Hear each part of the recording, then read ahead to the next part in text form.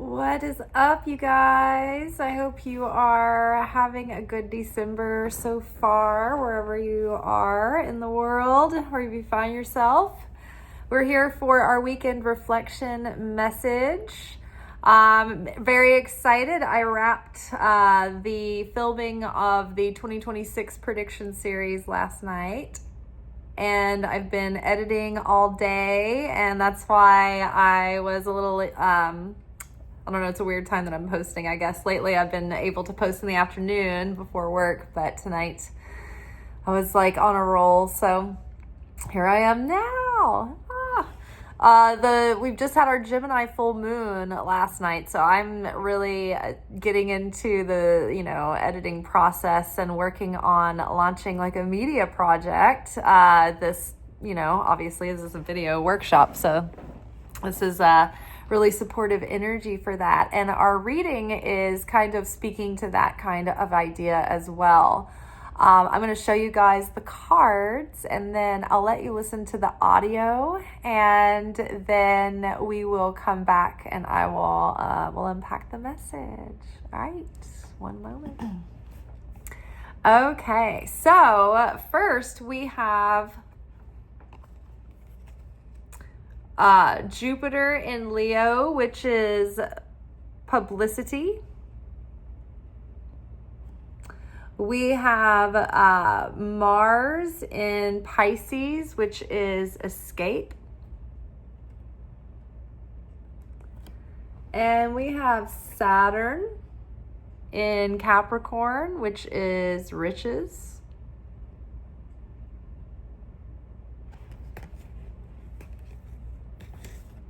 Underneath publicity, we have Six of Cups.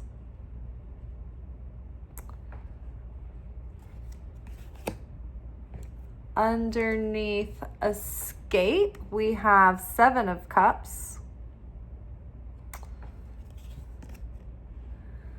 Underneath riches, we have Queen of Wands.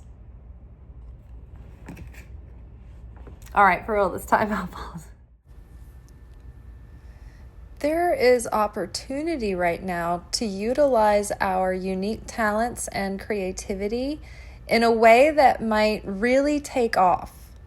Opportunities to bring long-held dreams into reality and birth new chapters, new relationships, and new circumstances. We have the opportunity to improve our current conditions, challenges, and circumstances, but only if we ground our dreams into reality.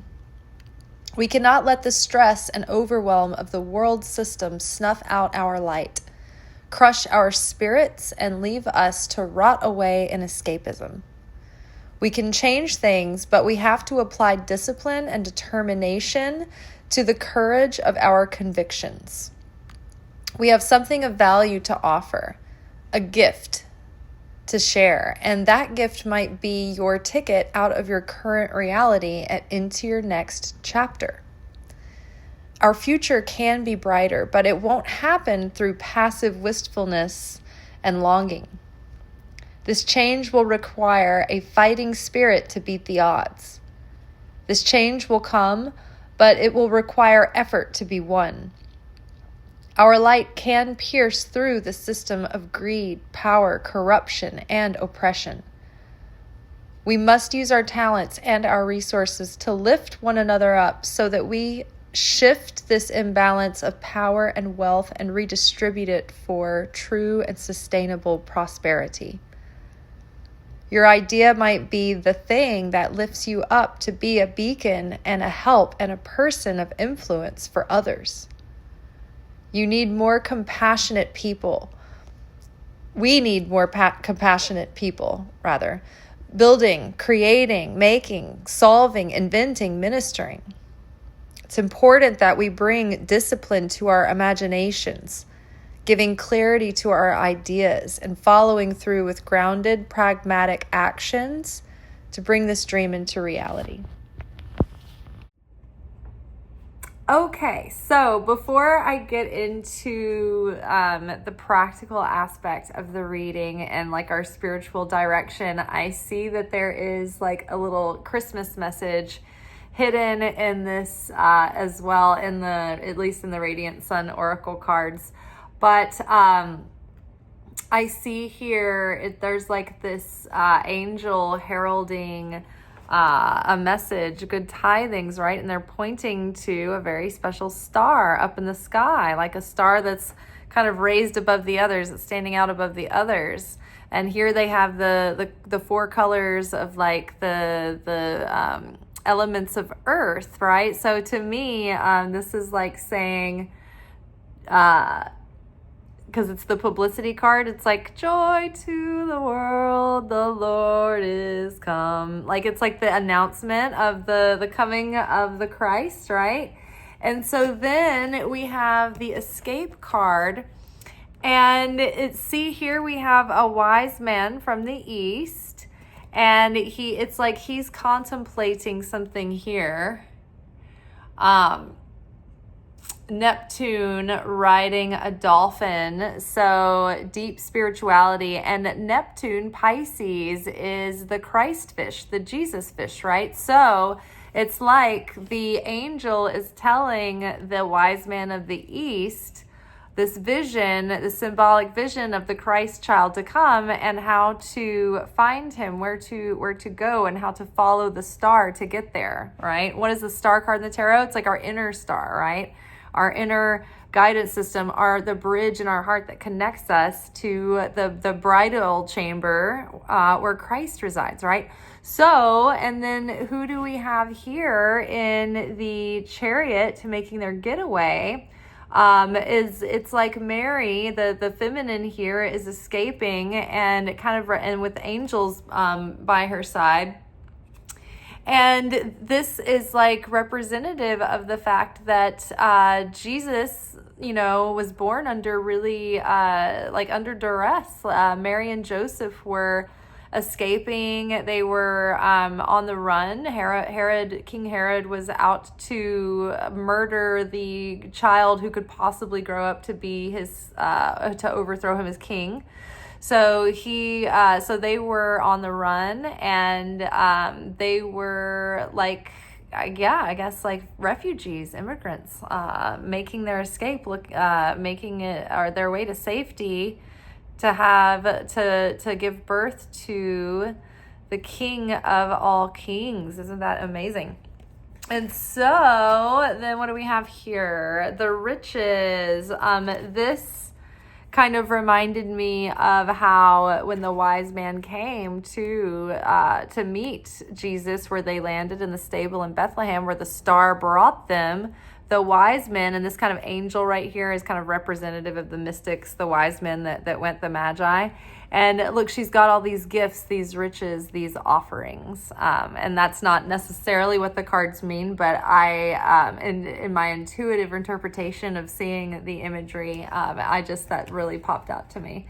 And the riches here, it's like the mystics are giving riches, the frankincense, myrrh, and gold to the Holy Family, but the Holy Family is giving us the greatest riches and the kingdom. He's brought the kingdom, right? So I thought that was really cool. So publicity here, combined with the Six of Cups.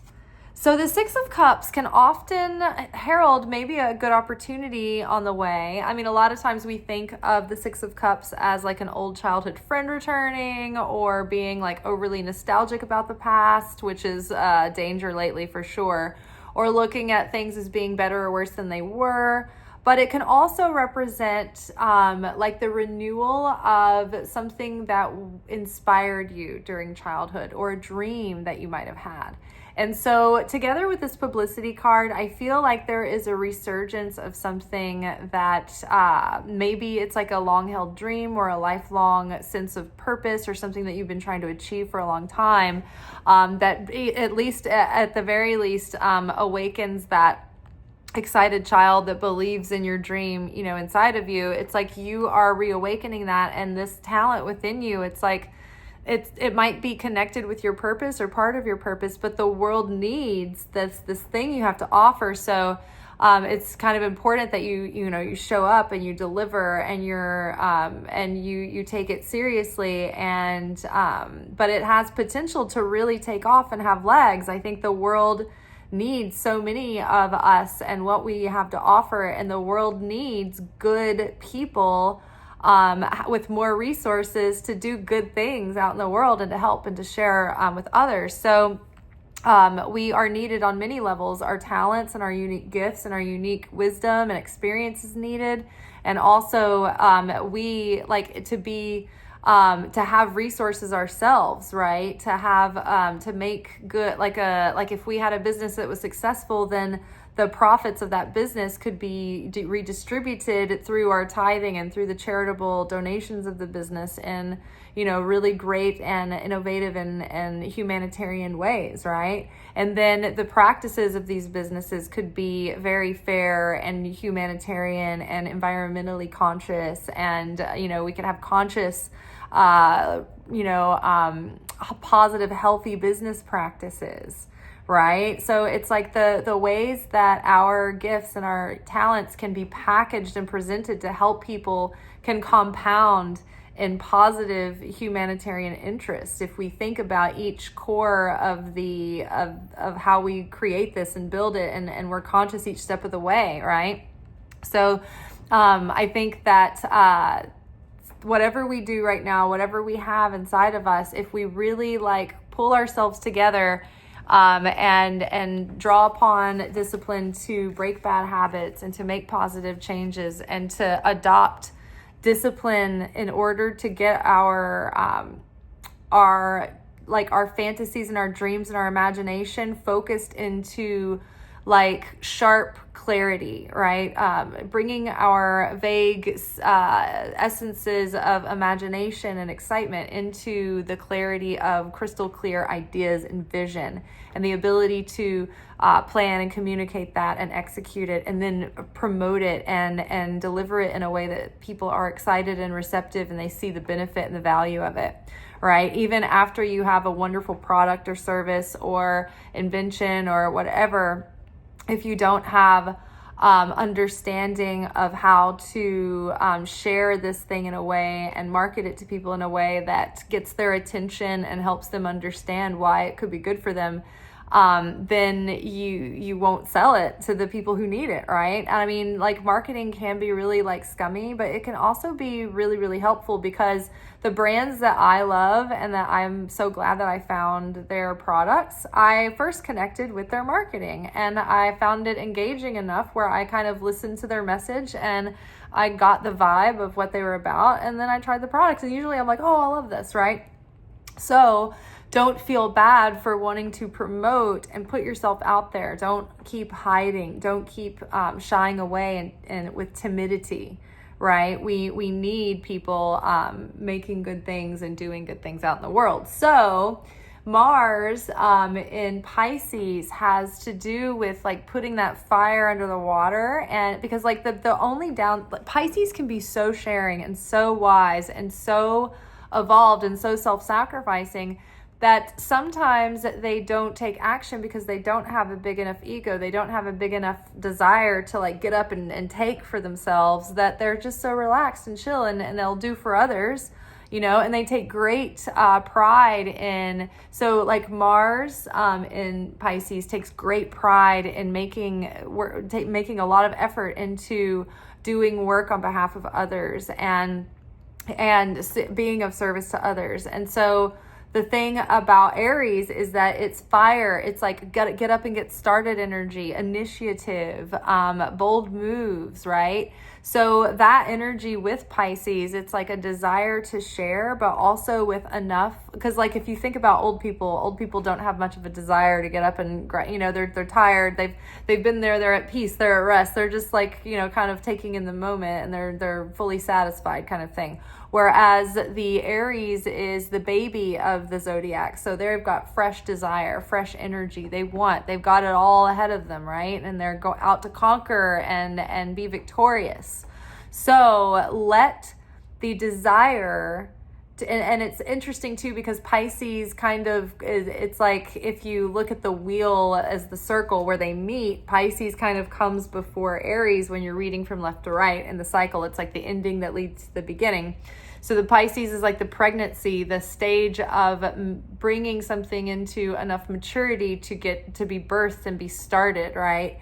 So Pisces, though, is that desire, to give and to share, and it's going into the waters and going deep, and it's understanding on deep levels, and imagination and creativity, and the ability to develop one's own creativity. So it's like being able to take these fantasies and these visions of what could be, and the realities and dreams that you'd like to pursue and create, and then taking these exciting inspirations and crystallizing and getting clear on your vision and on your ideas and on the actionable steps that you need to take, and to start putting that into action and to taking action. And it's going to take work to make this happen and to keep it sustained and keep it a reality. And that's just the reality of anything worth making ever.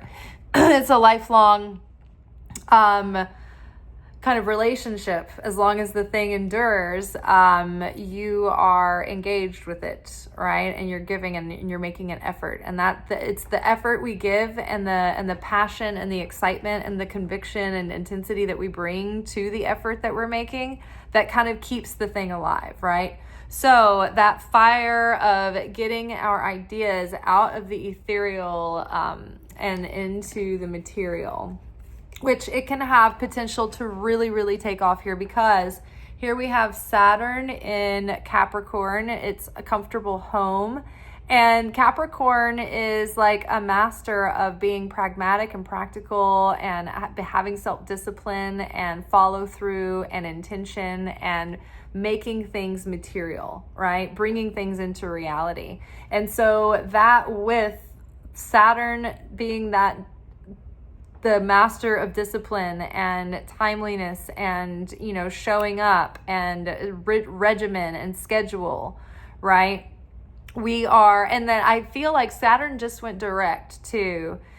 So right now we have a lot of positive momentum behind us. Astrologically, there's so many different levels of things going on over the now and the next couple of months that give us so much potent energy to make positive changes in our routines and in our habits, and set ourselves up for success, and to set ourselves up in this new start in the most fruitful way we can, right?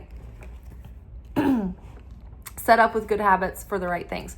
So if we are disciplined and we're focused and we are strategic and we follow through on this, it can yield, I think, maybe like a whole new level of sustenance or possibilities, or it can open and expand possibilities in our life. The Queen of Wands is a warm, charismatic, industrious, spirit-filled, leader, and she is great at the home life, but she's also industrious and can do good, positive, good things, productive things, be fruitful in her business as well.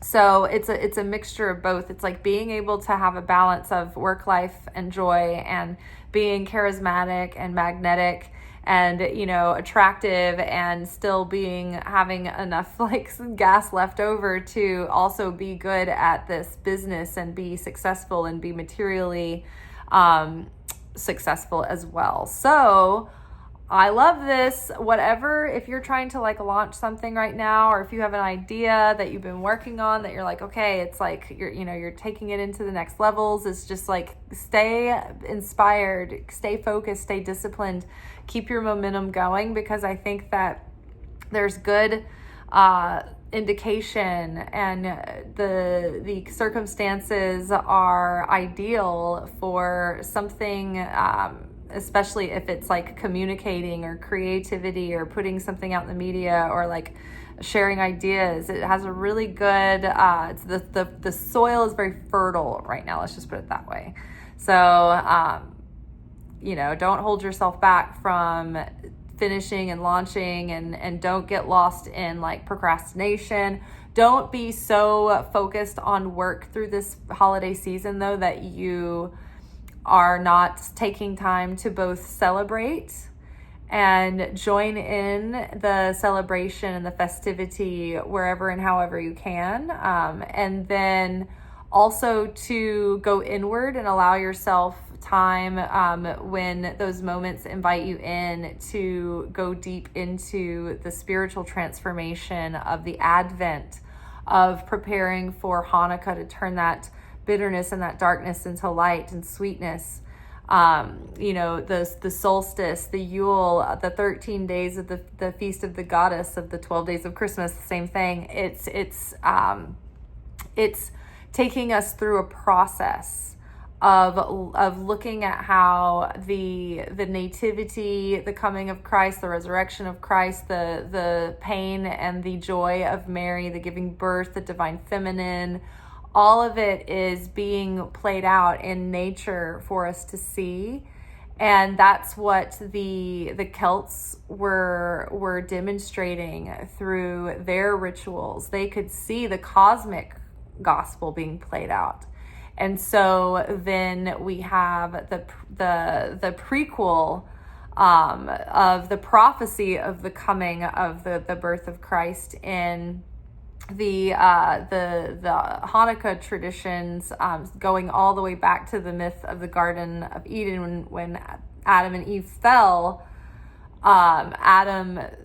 It was during the fall equinox, and so Adam saw the quickening of days and the coming of darkness, and he thought that their sin, because of him, he had brought the world back to darkness and chaos, and then he thought that the whole world was coming undone and the world was ending because of him, and he was going to destroy the trajectory of the fate of all of mankind. So Adam decided that he was going to fast and pray until God gave them mercy and gave them a second chance to save the world. And so basically he started this fast on somewhere near and around the solstice, maybe like just a little bit before the solstice, and then it's getting darker and darker, and then it's like hovering in darkness for like 3 days of just solid, like these are the darkest days of the year. And then on that fourth day, it starts, the light starts growing again. So it's so great whenever Hanukkah and solstice and Christmas all butt up against one another, because by the morning of Christmas, the sun is like, the light is starting to grow again in the days, and the sun is piercing through in this new fresh radiance, this new quality of brighter light, because even right now, like when I'm, today, it was just like so dark all day. Even in the daylight, it's like the light is getting darker. The days are shorter, the light is not as brilliant during this time of year, but we're being invited into this womb of darkness and these tender feelings to go inside the heart. And to connect with, I think, the symbolism of the Advent, and the going into our own spiritual work. What kind of healing do we need right now? What kind of forgiveness do we need to give and to have given to us at this time? Can we let go of grudges? Can we change our perspective about something? Can we overcome or let go of a bad habit or an addiction, right? Can we be liberated from some darkness and reveal more light, this time of year? And so there's so many moments, there's so much opportunity in this darkest time of year to reveal the greatest light as well, because it's like during the Feast of Hanukkah, the Feast of Lights, we connect with just staring at the light of the flame of the candle gives us this direct connection to the Creator, to bring that, to channel that light that's coming down from the upper realms from the Creator. The Creator's like reaching out to us and connecting with us through this time of year. And instead of doing like sacrificing or fasting or, big hard work with ritualing and purging and purifying and all the things that we do for Rosh Hashanah, Yom Kippur, all of those other kinds of holidays and Passover, Lent. Hanukkah is unique because we're asked to be in joy and in reverence and in awe and in wonder and open, right? And tender and vulnerable like that, and be connected to the miracles. And so it's the Shekhinah, the feminine spirit of God cannot like come down and be with us unless we are in that joyous state of tenderness and openness and joy and appreciation and awe and a wonder, right? And so that's why the activities around Hanukkah are joyous and sweet, and the physical blessing of the food comes from a pastry, sweet pastry, because we are taking in the sweetness. And whenever we eat something or we do a physical act in a ritual, it is to bring the spiritual work that we've just done, all of the miracles that have been revealed in the non-material realm, in the realm of the light. It like brings that into fruition, into the physical, by doing that physical symbolic act. Okay, yes. So take time to go inward and connect. And sometimes the invitation that's presented to you is a moment where you're feeling tender, and all of a sudden you're flooded with like kind of visions and things in your heart that are speaking to you. And it's like, if you can take a minute to surrender to that kind of messiness of letting yourself have a cry and think about it and feel about it and process and be willing to shift your perspective and let, maybe the Holy Spirit help you find a new way of looking at it, in a more sharing or unconditional way that is in alignment with the higher consciousness of the Creator, right? And as we grow more like the Creator, we grow closer to the Creator, and then we reveal more miracles and blessings and protection and goodness in our life and into others' lives through that radiance and that connection that comes from that source, from our relationship with the Creator, our connection to the Creator. It's like an umbilical cord, and the stronger we can keep that, then the flow of sustenance can flow down and we're connected to it.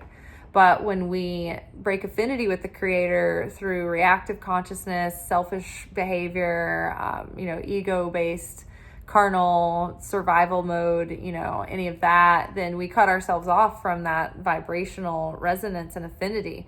The feminine spirit of God is the one that brings that fulfillment, that peace, that joy, that goodness, that prosperity, that feeling of the Four of Wands card of like, yay, like harmony and prosperity and goodness and well-being.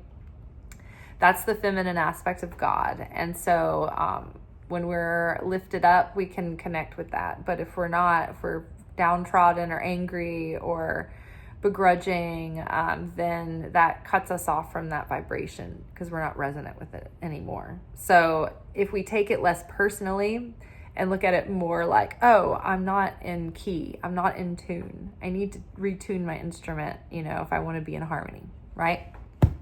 That's all for tonight. Jens. We'll be back tomorrow for our Secret Teachings of Jesus episode. We are in the Gospel of Mary and we are loving it. Last week was Mary discusses vision and mind, where she talks about where you have visions from and all the mystical things around that mystery. We talked about all those things last episode. So tomorrow we will continue on our deep dive into the Gospel of Mary Magdalene. All right, until then, ciao, peace.